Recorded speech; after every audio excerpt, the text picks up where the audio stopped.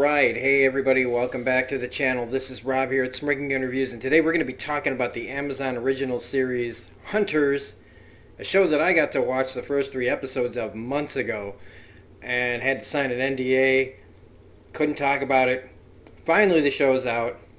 They asked me a lot. I watched the first 3 episodes. They were unfinished, but they were, the whole stories. They asked me all sorts of questions about the show. It doesn't appear that they listened to anything I had to say. But that's not necessarily a bad thing. I had some problems with balance and tone, and there are still problems with balance and tone in this show. There will be spoilers, but we'll get to that as we go along, and I'll let you know we're going to be hitting real spoilers. But first, we're just going to talk about the basics, the bare bones of this whole thing. So Hunters is a show, and Amazon sure seems to like the alternate history Nazi shows with Man in the High Castle and now this. It's a show where Al Pacino leads a team of Nazi hunters, and they bring in Jonah, played by Logan Lerman, and whose grandmother dies by a Nazi in America. And it's a very interesting show. They do a lot of different things with it. They have a little bit of fun with it. It's produced by Jordan Peele. The thing is like I don't know how much influence he had on the show or what. It does have some interesting twists to it that I could see in a Jordan Peele sketch from Key and Peele, because that's what I feel like Jordan Peele's really good at, is ideas. He comes up with some really interesting stuff. I think both Get Out and Us had some really, really great ideas. Translating his stuff like The Twilight Zone and other things into long form, like a TV show like this with 10 episodes, and they're all like hour long. So like a 10-hour movie, I don't know so much as if that works out as well. Especially since this show is set up for a season 2, and I was kind of hoping it would just be one and done, to be honest with you. The cast is really good. Dylan Baker here, I know there's more important people to talk about, but like Dylan Baker is probably the best thing in this show, just because he's so just deliciously evil. He's chewing scenery as this just undercover Nazi that's been there for years, and Dylan Baker is really good at playing fucking sons of bitches and twisted fucks. If you've not seen the movie Happiness, well, I don't know if I can even recommend it, but holy shit. So he's great in this. Logan Lerman is great in this, but unfortunately his character's a little bitch. He's on the hero's journey. And I do... Part of me likes him in this. Part of me thinks he's like Jack from Lost, where he's supposed to be the guy who learns, gets to the end and suddenly figures things out. It's kind of like Miles Morales, actually, in Spider-Verse, where it's like, I don't know what to do, and then he figures everything out at the end. Except in this, he figures everything out in the end, and nothing is better. And along the way, he just completely craps the bed at every opportunity. The story, the writing, they keep writing him as the guy who stands there and keeps saying, I don't know, I'm the good guy, but I fail every time somebody tells me to do something. And while people will tell me, because he's a good person, he doesn't want to do these things. And it's like, yeah, well, this is a story about Nazis, and I could give a fuck. You can do whatever you want to Nazis. Okay? There's nothing you can do to a Nazi that I'd say don't do that to him. Nothing. And maybe that's, maybe there's something wrong with me by saying that. But Nazis, in my opinion, you can do the worst shit imaginable, and I could give a crap. Al Pacino is great in this. It's his first real TV show, I think. I'm sure he's guest starred in, had little bit parts and stuff.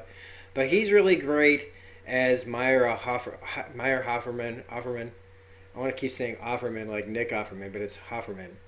As the guy who's bankrolling these guys, who's got a really deep past with uh, Jonah, played by Logan Lerman's grandmother, that gets slowly peeled back over the course of the show. And unfortunately, I figured out his big thing before the end of the episode or the end of the show, and we'll get to that.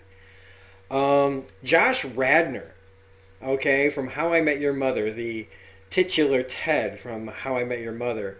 Uh, it is really great to see Josh Radnor in something where he's not. I don't want to pull my hair out by the end of the show. Ted Mosby becomes one of the just all-time low characters for me.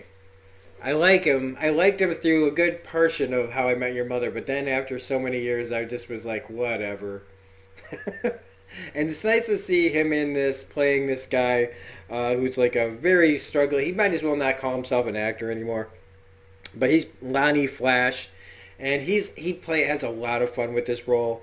Another good couple of actors I really like seeing in this was Saul Rubinek and Carol Kane.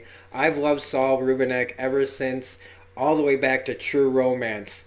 If you guys know that Quentin Tarantino penned Tony Scott movie, you stabbed me in the heart. He was also really great in Unforgiven and tons and tons and tons of other things. Carol Kane goes all the way back to like, God, that Jack Nicholson movie. Oh man, why can't I remember it? Wow, it's gone. It's not in my brain. It's the one where they're supposed to get Randy Quaid to like a jail. It's like a naval movie, and it's escaping my brain. But from Taxi, and more recently, the Unbreakable Kimmy Schmidt, which she was amazing on. Carol Kane's been around forever, and it's really good to see her in this as well. Lena Oland as the evil Nazi, the Colonel, is always great. I mean, she was great as Sydney's mom on Alias. Greg Austin as this awful young Nazi kid. Oh boy, he's also enjoying himself quite a bit in this show, and he's fantastic in this part. He's the character that you love to hate. Dylan Baker's like character, you're more like you just want to see him die, but he just won't. Tiffany Boone as Roxy Jones is fine. Some of these characters don't get as much attention, like her and Luis Ozawa, who plays Joe, who I really wanted to see a lot more of. Who's like a guy from who came back from Vietnam with PTSD, and he's just a badass soldier. I really wish, and I think, spoilers, we're gonna get some more crazy stuff with him next year that really I'm like, what are they doing with him next year? Okay. Kate Mulvaney, who is Sister Harriet.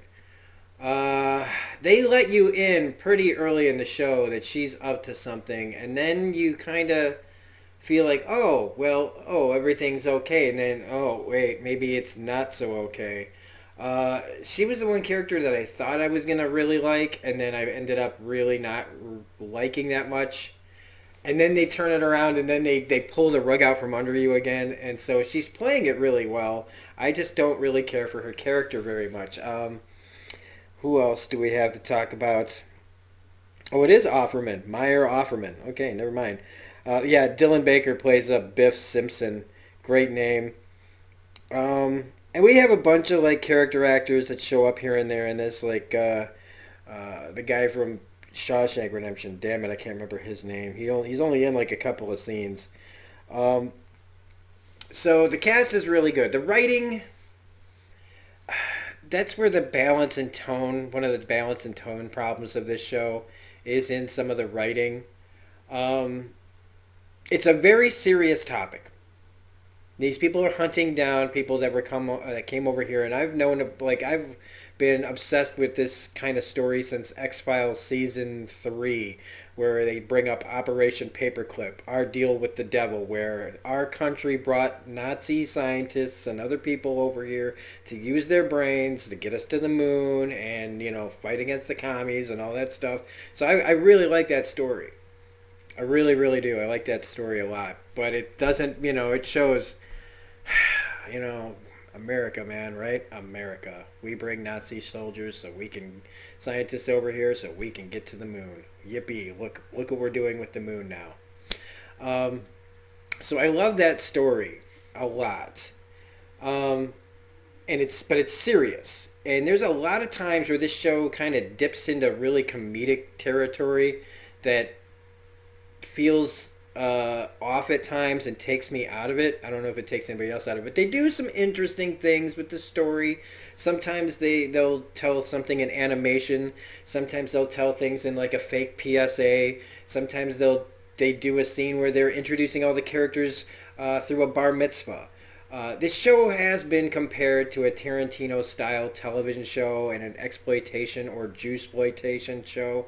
Yes, definitely see it there, especially in some of the ways that the way that they do scenes and and how they film them, like the PSAs and the little asides that they do. But at the same time, they kind of take me out of it because this is very serious stuff they're dealing with, and a lot of the writing, when all of a sudden they're talking very serious, and somebody will just say something that's really, first off, not funny. And when if it was funny, it'd still be off, but at least it'd be funny. And a lot of times these jokes just don't land at all. And unfortunately, most of them do come from Radner, even though I do enjoy his character.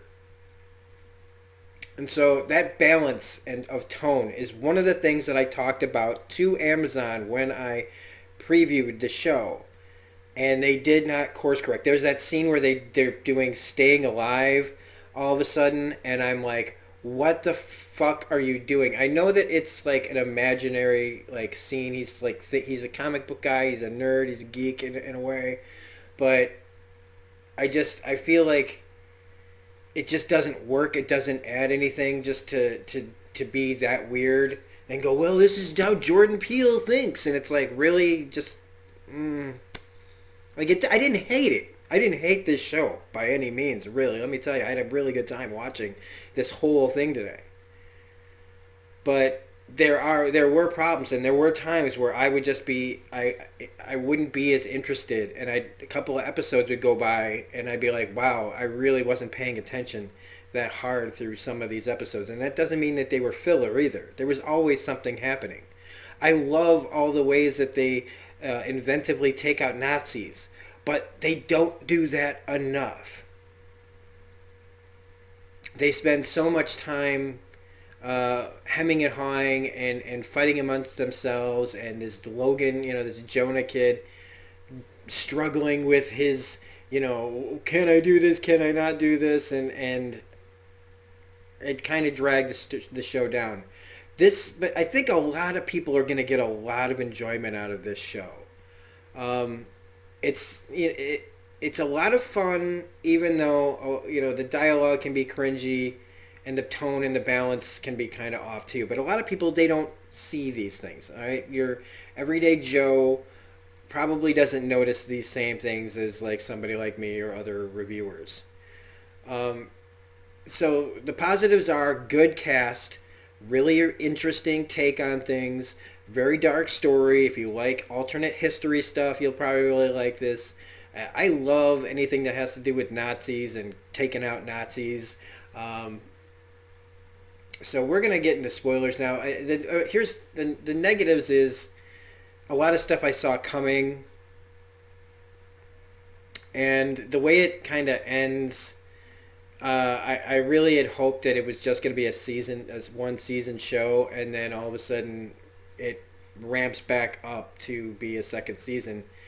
And so spoilers from here on out if you have not seen the rest of the show. So I'm serious, right? Starting like right away, we're going to say a major spoiler. So we find out that Al Pacino's character, who we've been following from the very beginning as this character Myra Offerman, who you thought was Logan, I keep wanting to say the actor's name, Jonah's grandfather. Turns out he's really been one of the German. He says he's not a Nazi, but we're going to call him a Nazi just the same. He was a Nazi the whole time. The guy that he was pretending to be died in the camps, and when he got out, he disappeared and had a surgeon played by William Sadler, who he kills at the end, thinking Jonah brings him this doctor, thinking he's the guy that they've been looking for, and it turns out he's just the doctor that did surgery on him to make him look like the man he's pretending to be. And for all these years, he's been living his life as a Jew, and he became a Jew, and he began to sympathize, and he realized everything he was doing in the war was wrong, and to make up for it, he just never stopped being this guy. And he helped, he bankrolled all this, and he's trying to kill Nazis with them, but it's all, he's a fraud. And his grandmother never knew it. He's not related to Logan at all, or see, I said Logan again, Jonah at all. In fact, they even make you think by the end of this that maybe some of his relatives maybe his mother might still be alive. They don't say it is, but there's a concerned person that keeps asking about the kid.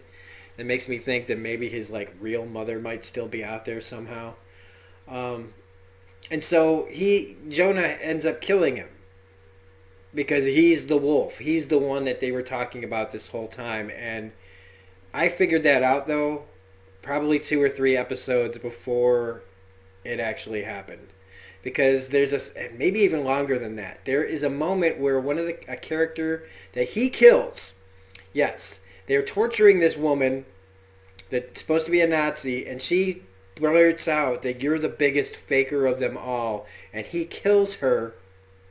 And after that, they were like, what were you doing? Why did you do that? And then so many other things happen that you might forget about that throwaway line. But it was something that stuck with me to where I was like, he is a Nazi.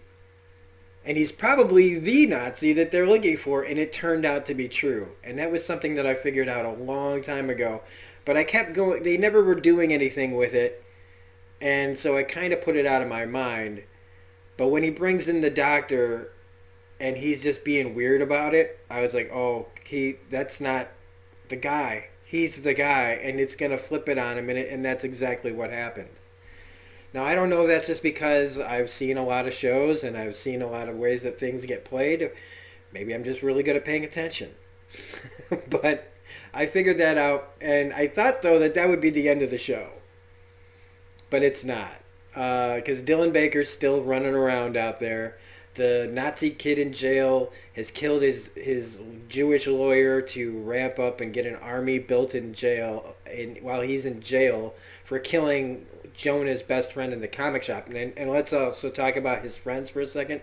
Jonah's friends are weak sauce. I know the one kid had to die, and it was an important death because he's the one who kept telling him, stop pretending to be Robin when you're really Batman. Even though Jonah never acts like Batman ever in this show. But it was a driving force for him to go after Nazis. But his other friend, he basically doesn't need to be there. The girl that he kind of liked doesn't even need to be there.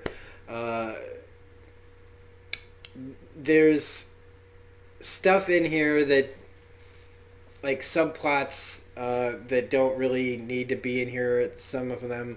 I really did like Dylan Baker's whole thing with infiltrating the White House, the Jimmy Carter White House. I think some people are... if Jimmy Carter's... He's still alive, man. If I'm Jimmy Carter... And somebody tells me that, hey, there's this new show where a Nazi's going to, infiltrate the White House, and you're going to be dumb enough to believe him. That poor guy. Look, Jimmy Carter builds houses for, humanity, right? For people that can't afford houses, and I don't know. It's a shame that somebody's making him look like kind of a dupe in this show a little bit. What else is there? I really liked Saul Rubinek and Carol Kane's arc in this, where they're trying to find... They talk about their son that died, and their whole thing with finding the guy and what to do with him, and eventually what happens to the Saul Rubinek character after he gets blown up, and how his wife deals with that whole thing. a lot of the backstory stuff with what was happening in the concentration camps is very, very horrific. I can see anybody that was, if any Holocaust survivors that are still alive, I would not let them. I don't know, man, if I want to watch that. I don't know if anybody should let them watch this show, because it's some pretty horrifying stuff. I mean, it's like they find new ways to show Germans, Nazis, killing Jews, and it's pretty tough to watch. It's because how do I talk about this and give it a positive? It's like, oh, they found new and clever ways to kill Jews. They're awful things. They're awful ways. I don't want to give anybody credit for, like, there's a scene where they build a human chessboard where the Jews have to go where another Jew is telling them to go, and when they get to somebody that has to die, there's all sorts of things like that. Guys that have to sing a song, and if they get it out wrong, they get shot in the face. It's a lot of really horrifying Nazi stuff. But in the end, seeing all these guys get their comeuppance is great. It's just this show could have been shorter. The episodes could have been shorter. The show could have been shorter. And if they cut out and just got to the point a lot quicker, I think this would be a more entertaining show. But this is a hard R type of show. It has a lot of very upsetting things, and if you don't think you can handle that kind of and really, really awful things happening in this, I wouldn't recommend it to somebody if you're sensitive to that kind of violence. One of the other, so at the very end of this, though, before we finish up here, because I don't know how much longer I really need to go on about this, is it turns out Hitler's alive, and he's got a bunch of, like, little clones, and it appears that the colonel is Eva Braun, or maybe her granddaughter, or, a clone of Eva Braun. I don't know. But they've got Joe, and I have no idea what they want him for, except that they say, when I see you, I see tomorrow. Right? I think that's what she says. So they've got Joe there. I don't know why. Carol Kane's character leaves. Saul Rubinek is dead. Al Pacino is dead. We know that the nun is bad, and she's setting up something that has to do with Jonah. The kid in jail is building an army. So all Jonah's got is Josh Radnor's character and Roxy on his side. And it feels like season 2, whenever it comes out, will be a very, very much, I don't know, like, where do they even go from here when you have most of your cast either dead or in situations that you don't see them getting out of. But all in all, like I said, I did enjoy watching this on my day off. I didn't feel like I was too bored. I mean, like I said, I did tune out a couple of times, but I think that's just normal when you're watching 10 hours of television. You're going to end up drifting here and there and everywhere. And like I said, since they dropped all the episodes at once, I'm not doing episode-to-episodes reviews. So all in all, pretty decent show. Not great. Not, oh my God, this isn't as good as Man in the High Castle. And everybody knows, I wasn't always a fan of every season of Man in the High Castle. But that was better in some ways not.